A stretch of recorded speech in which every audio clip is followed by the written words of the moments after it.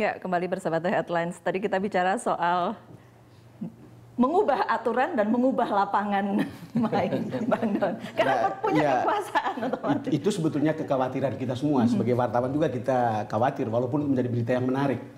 Tetapi antara berita yang menarik dan masa depan bangsa ini, rasanya kok kita lebih berpihak pada sesuatu yang menurut saya lebih substansial tentang masa depan. Yang jadi sebetulnya kekhawatiran juga yang baru itu adalah, kan orang bicara tanggal 20 ini, Wandi. Jadi tanggal 20 ada yang bilang, apa Jokowi JK akan dilantik ya, bisa dilantik atau tidak, atau akan ada boykot dan seterusnya. Dan itu sekarang sedang ditunggu seperti apa manuver koalisi yang ada sekarang. Walaupun saya bukan orang yang pesimis, tetapi kalau lihat yang kemarin-kemarin ini ada drama, tapi juga ada hal yang menurut saya kelewat batas. Jangan melembagakan sakit hati begitu ya? Kira-kira Mas Burhan kira-kira begitu ya? Ya, saya kira tadi Mas Burhanuddin ya, dalam proses pergantian sebuah aturan atau sistem mekanisme, sepanjang itu fair, tanpa mengganggu kedaulatan rakyat, tanpa mengganggu sebuah proses demokrasi, nggak ada masalah. Tahun 99 PDI Perjuangan menang pemilu. Tapi kita fair, diambil oleh Golkar, nggak ada masalah. 2004 yang menang Golkar, oke ambil Golkar. 2009 yang menang Demokrat, silakan ambil. Lah, kenapa pada saat yang menang PDI Perjuangan di 2014, kok ya bersamaan satu hari sebelum Pilpres dirubah? Oke, saya kira itu ranah mayoritas, silahkan. Ya, karena ada ya mayoritas menginginkan itu kan. Masuk kembali ke materi utamanya Mbak Andi tadi mengenai RUU Pilkada. Ya, fair. Pak SBY dipilih oleh rakyat langsung, tapi yang mengusulkan ke DPR untuk dirubah menjadi pemilihan pilkada lewat DPR itu pemerintahannya Pak SBY dengan ampresnya Pak SBY. Soal sekarang beliau lewat Perpu dirubah kembali, itu hak politik Pak SBY dan sebagai seorang presiden.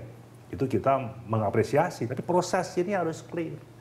Soal dalam dinamikanya ada hal-hal yang muncul, ya ini namanya sebuah fragmentasi yang harus kita cermati. Pak Cahyo, apakah Pak Cahyo melihat ada kemungkinan melembagakan sakit hati? Yang sakit siapa? Hatinya siapa yang dan sakit? Hatinya siapa? Ini harus fair. Karena perubahan tata tertib dan perubahan medan pertempuran itu tadi, apakah itu ada kemungkinan manifestasi dari kekalahan, manifestasi dari rasa ketidakpuasan? Kalau saya masih berangkat pada pemahaman ini masih terkait dengan bagian dari kekalahan Pilpres. Oke, Mbak Andi. Itu aja. Kalau kaitan dengan undang-undang pilkada, saya kira enggak lah ya. Enggak ada kaitan dengan Pilpres untuk kata langsung atau tidak langsung. Karena prosesnya kita tahu kalau nggak salah 2011 atau 2012. Setengah tahun yang lalu lah. Sudah masuk ke DPR gitu ya. Jadi itu panjang prosesnya. Jadi saya berani mengatakan itu tidak terkait dengan Pilpres. Ada yang terkait? Ya mungkin MD3 mungkin kalau orang menyebut ya. Tapi kalau yang saya maksud dengan undang pilkada ini enggak. Semata-mata itu karena memang pemerintah mengevaluasi pelaksanaan pemilu kada langsung ini, bahwa semua kita juga menyadari banyak masalah, banyak kesalahan ya yang perlu diperbaiki. Bahwa nanti ujungnya ini kemudian pilkada langsung yang menjadi perdebatan dengan tidak langsung, karena memang sebetulnya secara substansi mungkin kita sama. Tetapi ketika menyelesaikan persoalannya ini yang tidak sama. Misalnya bagaimana mengurangi biaya, ya kan? Nah di sini timbul persepsi. Yang kelompok A mengatakan mengurangi biaya ya pakai DPRD gitu kan? Yang B mengatakan mengurangi biaya tidak harus DPRD, memilihnya harus tetap langsung. Mungkin tahapannya dikurangi bisa juga. Kan yang tadinya 8 bulan mungkin bisa menjadi 4 bulan aja kan, mengurangi biaya juga. Nah itu yang saya maksud, bahwa ini yang nggak ketemu. Titik temu ini apakah terbawa oleh persoalan Pilpres atau tidak ketika tidak ketemu. Nah ini yang masih sulit kita melihat, tapi ketika rancangannya dibahas itu nggak ada kaitan karena Pilpres masih jauh. Kalau gitu ya. bicara masalah tidak ketemu, pasti tidak ketemu. Karena posisi kami mendukung kedaulatan rakyat, dipilih langsung oleh rakyat. Pemerintahan Pak SBY dengan ampresnya ingin merubah dari pilkada langsung ke pilkada lewat DPRD, itu firm dengan ampres yang ditandatangani asli oleh Bapak Presiden. Itu aja. Tetapi sekarang Perpu sudah keluar. muncul. Oke, kita mengapresiasi itu sebagai bagian daripada ralat politik. Iya, ralat politik ya, Pak Cahyo. Ralat politik ada. Nah, itu sebuah ralat politik yang menurut kalau kita lihat nih, kalau kita tanya kiri kanan ini, mestinya tidak akan ada masalah di DPR, karena toh Demokrat kembali kan akan kembali seperti PDIP kemarin dan partai-partai pendukungnya, mungkin juga akan ada yang lain yang akan kembali begitu untuk kemudian ke sini gitu. Kalau lihat itu sih secara substansial mungkin ada sesuatu yang menurut saya akan kembali ke relnya, Mas. Soal Perpu ini menjadi menarik karena kekuatan Partai Demokrat tidak sebesar 2009-2014. Jadi sekarang di 2009-2014 Partai Demokrat kekuatannya 26,64% kursi di DPR. Ya. Sekarang sekitar 10% ya kalau nggak salah ya. Nah tentu untuk menggolkan Perpu tidak semata-mata bergantung pada Demokrat. Nah di situ peran Pak SBY untuk meyakinkan koalisi merah putih jika bisa itu menjadi krusial. Tapi masalahnya bukan hanya di situ. Masalahnya adalah sebagian publik sudah terlanjur mendiskon optimisme mereka terhadap langkah Pak SBY. Karena momentum untuk menyelamatkan pilkada langsung sudah hilang ketika fraksi Partai Demokrat WO.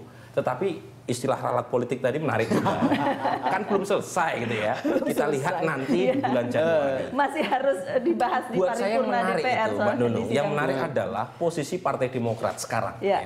Dia menyatakan secara langsung, secara publik bahwa Partai Demokrat tidak ke kanan, tidak ke kiri.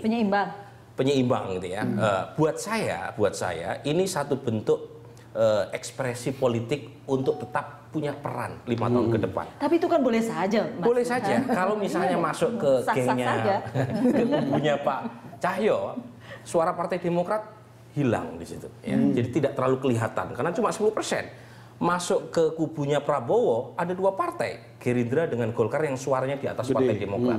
Ini cara sebenarnya yang dilakukan Partai Demokrat untuk tetap punya panggung, menaikkan posisi tawar baik ke kanan atau ke kiri. Masalahnya adalah sejak posisi itu diambil oleh Partai Demokrat lebih banyak ke Prabowo-nya gitu ya. Nah ini yang mari kita coba tanya soal Perpu kalau begitu. Bagaimana posisi Demokrat soal Perpu, Mbak Andi? Perpu sudah kita keluarkan ya, dalam konteks ini Presiden ya mengeluarkan Perpu, sudah diserahkan ke DPR yang saya tahu seperti itu, tinggal yang jadi masalah kan pembahasannya nanti kan. Ya. Tapi kami yakin bahwa PDIP akan dukung, kami pasti akan dukung gitu ya. Demokrat pastilah dan gitu mungkin ya. akan meminta Partai Demokrat nih ajak teman-teman yang lain. Kalau itu saya kira kalau itu tanpa diminta juga akan dilakukan oleh Pak SBY untuk urusannya Pak SBY. Karena kami maksudnya supaya benar-benar rebound, ralatnya jadi. Tapi kan ini menjadi kemudian sesuatu yang ya secara bersama-sama lah. Mudah-mudahan teman-teman juga yang di Koalisi Merah Putih yang kemarin bisa merubah pemikiran dan keputusannya untuk mendukung Perpu ini, karena ini kan semua sudah melihat bahwa hal yang dilakukan kemarin itu perlu dievaluasi. Apakah itu ada kaitannya dengan merapatnya Demokrat kemarin ke Merah Putih? Enggak ada. Jadi MD3 terpisah dengan RUU Pilkada gitu ya. Pertanyaan saya sebetulnya kepada Mbak Andi ya, ini kan manuver-manuver seperti ini apakah dipakai untuk bargaining gitu, untuk bargaining position untuk ke tempatnya Mas Cahyo atau apa sebetulnya? Karena saya lihat manuvernya betul, menjadi kingmaker betul Demokrat beberapa waktu ini. Manuver saya kira Mas Cahyo yang mengalami langsung komunikasi dengan Pak SBY ya. Saya tahu beliau komunikasi Pak SBY, demikian juga Pak SBY komunikasi dengan beliau, dengan Pak Jokowi segala macam. Kita nggak ada bargaining posisi segala macam ya. Murni ini memang sekali lagi saya katakan perlu ke depan adalah komunikasi yang diintensifkan antar pimpinan-pimpinan partai politik. Saya ingin mengatakan lebih terkhusus Pak SBY dan Ibu Megawati ya. Oke. Sebelum ditanggapi oleh Pak Cahyo, Pak SBY dengan Ibu Mega, kita jeda dulu. Kami akan kembali untuk Anda sesaat lagi.